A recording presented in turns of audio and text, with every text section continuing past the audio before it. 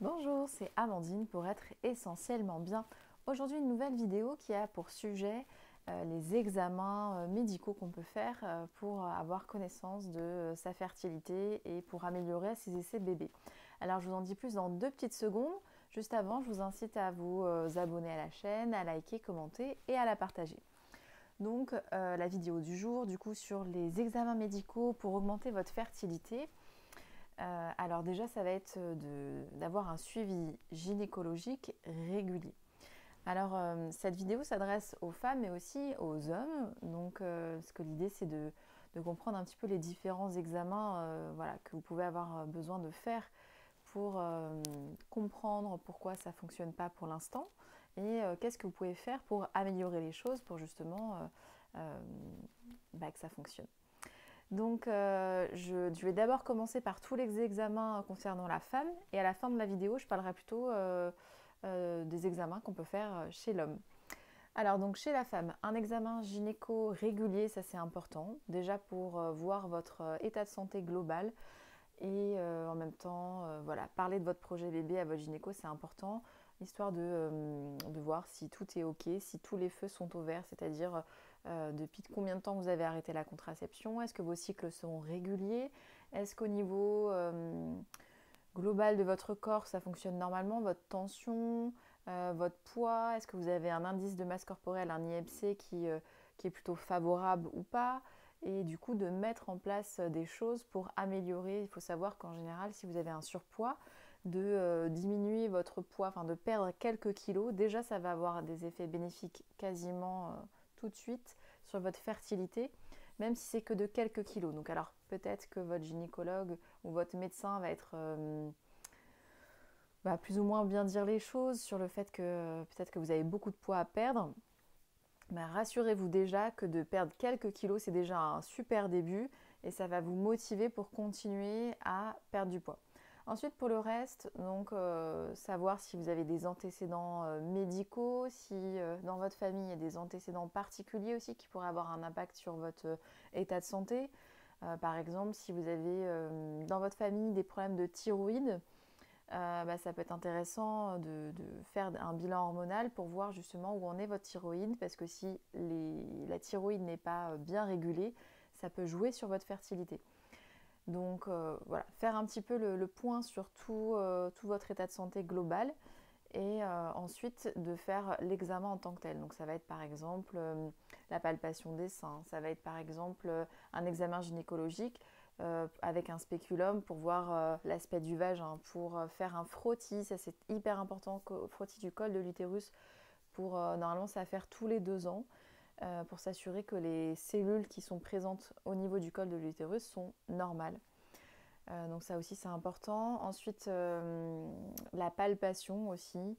Le gynécologue peut faire une palpation du ventre tout en mettant une main dans le vagin pour en fait sentir l'utérus, les ovaires, etc. S'il a un appareil d'échographie, il peut vous faire une échographie endovaginale, donc avec l'introduction d'une sonde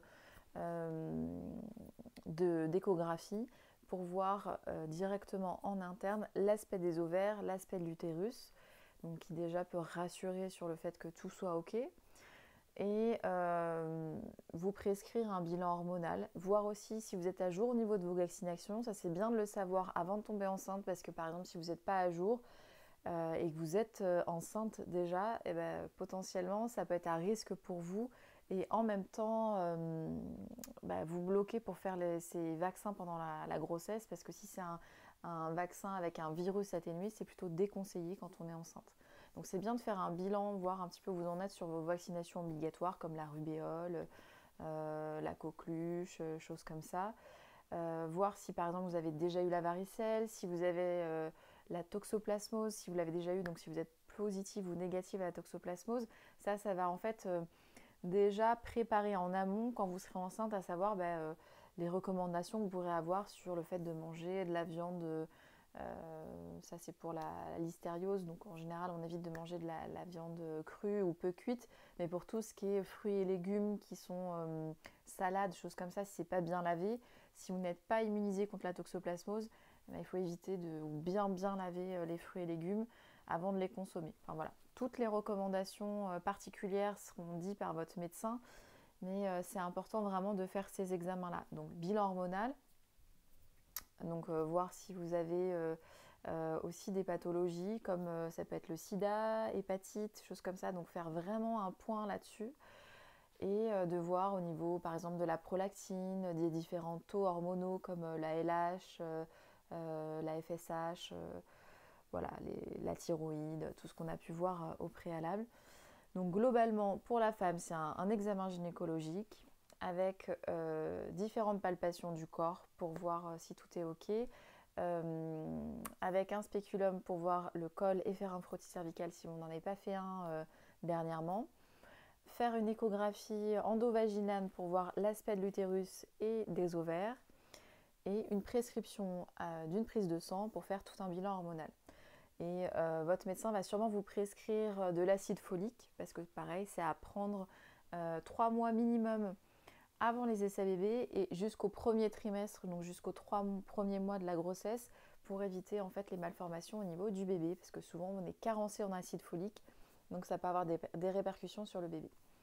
Voilà un petit peu pour les examens dits classiques et standards pour la femme. Et si au bout de longs mois d'essais, donc en général classiquement c'est autour des 1 an des essais bébés, si vous n'êtes toujours pas enceinte, votre gynécologue peut vous prescrire une hystérosalpingographie qui consiste en fait sous examen radiologique on introduit une sonde pour injecter du produit de contraste au-delà du col de l'utérus, donc pouvoir le trajet du liquide de contraste dans l'utérus et jusqu'aux trompes de Fallope pour voir si c'est bien perméable entre l'utérus et vos ovaires.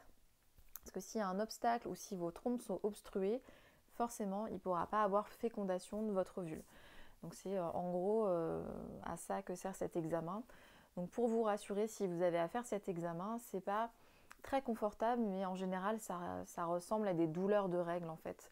Au moment où ils injectent le liquide, donc ça dure 5 minutes à peu près, et votre médecin en amont peut vous prescrire du Spasfon pour justement diminuer cet inconfort lors de l'examen. Mais au moins, ça permet de vous rassurer et de savoir ce qu'il en est sur votre bilan de fertilité.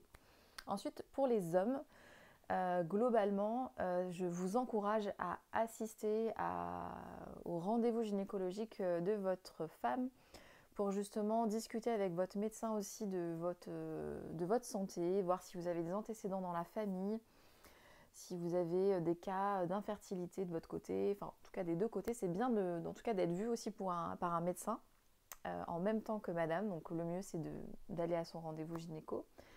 Et souvent ce qui est prescrit en parallèle c'est un spermogramme. Alors un spermogramme c'est quoi? Ça consiste en quoi? Alors le principe c'est, il y a quand même des labos, il y a des améliorations qui ont été faites depuis ces dernières années, c'est qu'en fait vous avez la possibilité de le faire chez vous, cet examen, et de ramener la pipette au laboratoire. Donc c'est quand même plus confortable.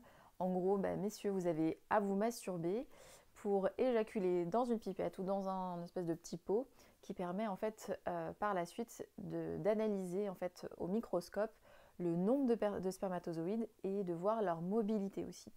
Donc ça permet, je vous encourage vraiment à le faire, c'est hyper important messieurs, au même titre que tous les examens qu'il y a à faire pour madame, c'est de faire un état des lieux des choses et que si jamais il y a un souci, alors quel qu'il soit, c'est pas quelque chose qui va durer toute la vie, peut-être qu'il y a des choses à mettre en place, par exemple éviter les bains chauds, éviter de porter des vêtements trop serrés, arrêter la cigarette, ça c'est hyper important pour augmenter la fertilité des hommes et des femmes. Et donc tout ça, ça va être intéressant de le savoir. Alors je vous rassure, ça ne touche en rien votre virilité dans le sens où vous resterez toujours un homme et aux yeux de votre compagne, vous serez toujours son amoureux.